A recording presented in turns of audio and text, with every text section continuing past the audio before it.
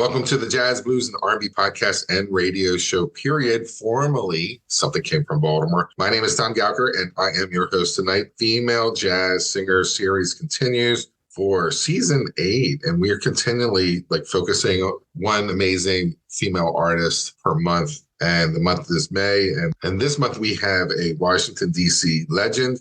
It's Miss Shirley Horn. Let's do it.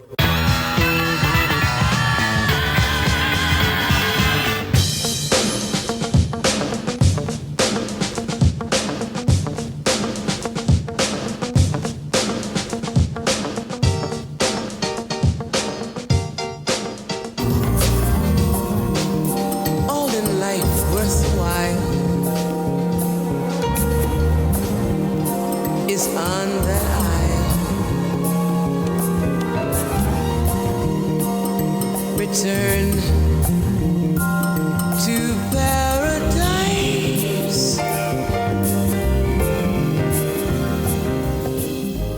Before we get into the show, we have some business to take care of. Don't forget to check out the BocX.com. It's a cool, chill, 24/7 radio show, and my 30-minute show is on there. It can be heard at 7 and 10 p.m. Eastern Standard Time on Thursdays. You'll get more information in the show notes, and we have social links too, except for Twitter. Don't forget to take the survey, like, share, and subscribe, and then play the thing full volume or no volume at all, just 2x it, 3x it. We need to do that to get the credit for the show. In fact, if you are subscribed and you're not loving some of the shows, make sure that you just burn through them at the 3x speed with the volume down. No one needs to know, okay? So now you have a treat today. We are celebrating the music of Miss Shirley Horn. Shirley Valerie Horn was an American jazz singer and pianist, and she collaborated with many jazz musicians, including Miles Davis, Dizzy Gillespie, Ron Carter, Carmen McRae, and Wynton Marsalis, among others. She was most noted for her ability to accompany herself. Shirley Horn was born and raised in Washington, D.C., encouraged by her grandmother, an amateur organist. Horn began piano lessons at the age of 4. At age of 12, she studied piano and composition at Howard University, later graduating there with classical music. Horn was offered a place at Juilliard School, but her family couldn't afford to send her there, so Horn formed her first jazz piano trio when she was 20. Horn's early piano influences were Earl Gardner, Oscar Peterson, and Ahmad Jamal. And moving away from her classical background, Horn later said that Oscar Peterson gave me Rachmaninoff and Ahmad Jamal gave me Debussy. She then became enamored with the U Street Jazz area of Washington, largely destroyed in the 1968 riots, sneaking into clubs before she was at a legal age. According to jazz journalist James Goffin, the small New York City record label Stereocraft discovered Horn in Washington, D.C., and brought her to New York to record her first album, the 1960s Embers and Ashes. I took a trip on the train,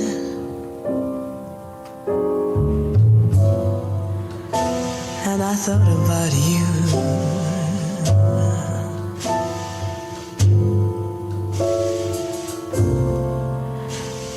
I passed a shadowy lane. Horn also recorded with violinist Stuff Smith in Washington, D.C. In 1959, as a pianist, in one of the rhythm sections featured on A Cat on a Hot Fiddle. Unfortunately for Horn, Verve Records did not include her name on the album list of backing musicians, and the experience did not raise her professional profile. Horn's Ember and Ashes record attracted the attention of jazz trumpeter Miles Davis, who praised Horn publicly and invited her to play intermission sets during his performance at the Village Vanguard. Davis's praise had particular resonance in two aspects: because he was highly respected as a musician and because he rarely offered public praise for fellow musicians at that time. We're going to do some requests, the first part of the set, okay?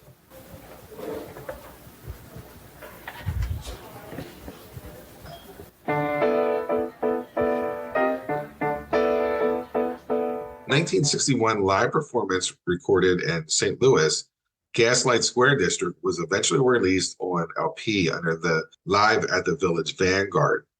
Sometimes I'm happy, sometimes I'm blue.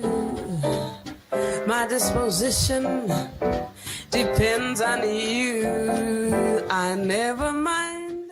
And in 1962, Horn had attracted the attention of Mercury Records Vice President Quincy Jones, who signed Horn to Mercury. On 2 Mercury LPs, Horn was placed in traditional pop settings with medium-sized jazz orchestras, and on neither albums did she play piano. Horn's final LP of the 60s was 1965, Traveling Light, recorded on ABC Paramount. I give him all my love. That's all I do. And if you saw my love, you'd love him too. And I love him. And I love. She was popular with jazz critics and did not receive that significant popular success. Though she had recorded a song by the Beatles on Traveling Light, later sang of much attempts, I Will Not Stoop to Conquer. From the late 1960s to the late 70s, she was semi-retired from music, staying in Washington, D.C. to raise her daughter, Rainey, with her husband, Shepard Deering, whom she married in 1955, and largely limited her music to local performances. She made one album in 1972 for Perspective Records, but the record received little notice and Horn did not tour to promote it. In 1978, Horn's career got a boost when Steeplechase Records of Denmark tracked her down in D.C. and offered to record her with drummer Billy Hart and bassist Buster Williams. The result, A Lazy Afternoon, was the first of the total of 4 Horn albums released by Steeplechase between 1978 and 1984.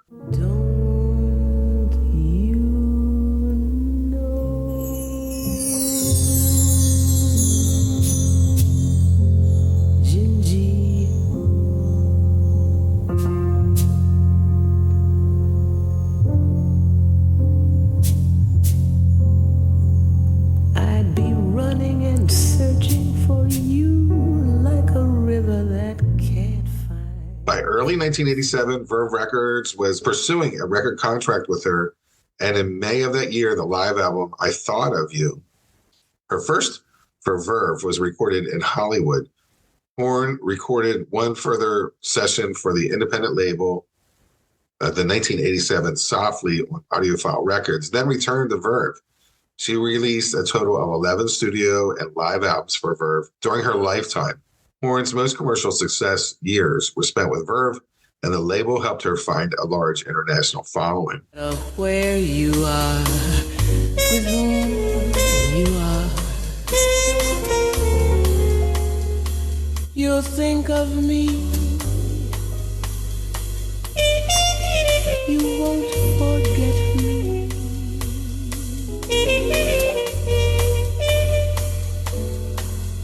Just wait and see.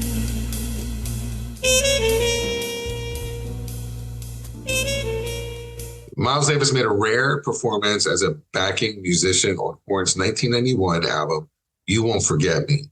Although she preferred to perform in small settings, such as trios, she also recorded with orchestras, and on her 1992 Here's a Life, the title of that song would become her signature song. A video documentary of Horn's life and music was released at the same time as Here to Life, and it shares the title. At that time, arranger Johnny Mandel commented that Horn's piano skills were comparable to Bill Evans. So here's to life.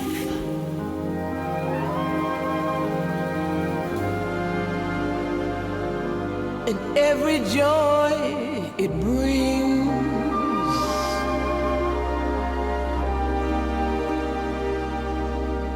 So here's to life.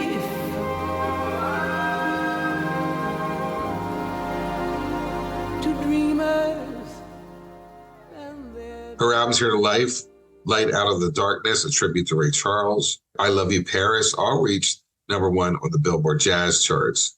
A breast cancer survivor, she had been battling diabetes when she died of complications from that condition at age 71 for 9 Grammys during her career, winning the Grammy Award for Best Jazz Vocalist Performance at the 1941 Grammys for I Remember Miles, a tribute to her friend and mentor,